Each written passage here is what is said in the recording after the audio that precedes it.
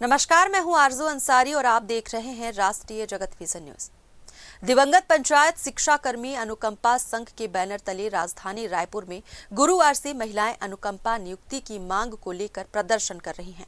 लगभग 60 महिलाएं इस धरने में शामिल हैं। आज प्रदर्शन कर रही महिलाएं उप मुख्यमंत्री विजय शर्मा के निवास के बाहर पहुंच गई और उनसे मिलने की मांग करने लगी, लेकिन मौके पर तैनात पुलिस कर्मियों ने उन्हें मिलने से रोक दिया, जिससे माहौल तनावपूर्ण हो गया। इसी दौरान संघ की एक सदस्य अश्वनी सोनवानी, जो जांजगीर चांपा जिले की रहने वाली हैं, उन्होंने फिनाइल पीकर जान देने की कोशिश की, जिसके बाद तत्काल गंभीर हालत में उन्हें मेकाहारा अस्पताल में भर्ती कराया गया, जहां उनका इलाज चल रहा है।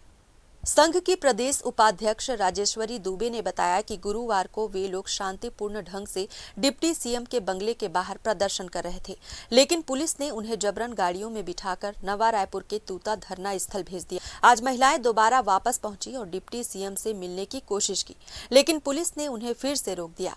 इसी बीच अश्वनी सोनवानी ने आत्महत्या की कोशिश की। प्रदर्शनकारी महिलाओं का कहना है कि कुछ साथी पेट्रोल डीजल भी साथ लेकर आए थे और अगर उनकी मांगे नहीं मानी गई तो वे पीछे हटने वाले नहीं हैं। महिलाओं ने बताया कि कांग्रेस सरकार के कार्यकाल में भी उन्होंने कई बार अनुकंपा नियुक्ति की मांग को लेकर प्रदर्शन किया था।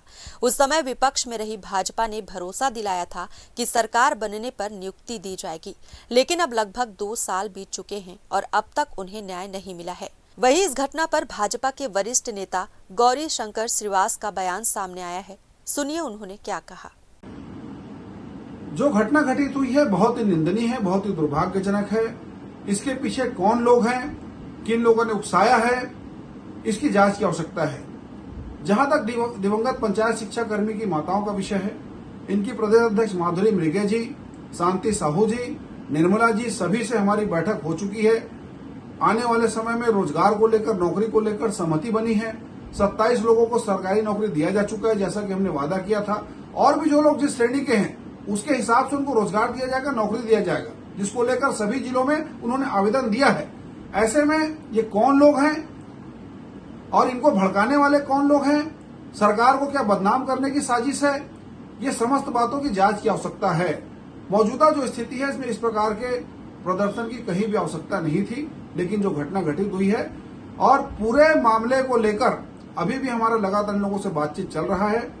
और निश्चित तौर पर दिवंगत पंचायत शिक्षा कर्मी के साथ पहले भी हम लोग खड़े थे, आज भी खड़े हैं। इनको न्याय भी दिलाएंगे, नौकरी भी दिया और आगे भी देंगे।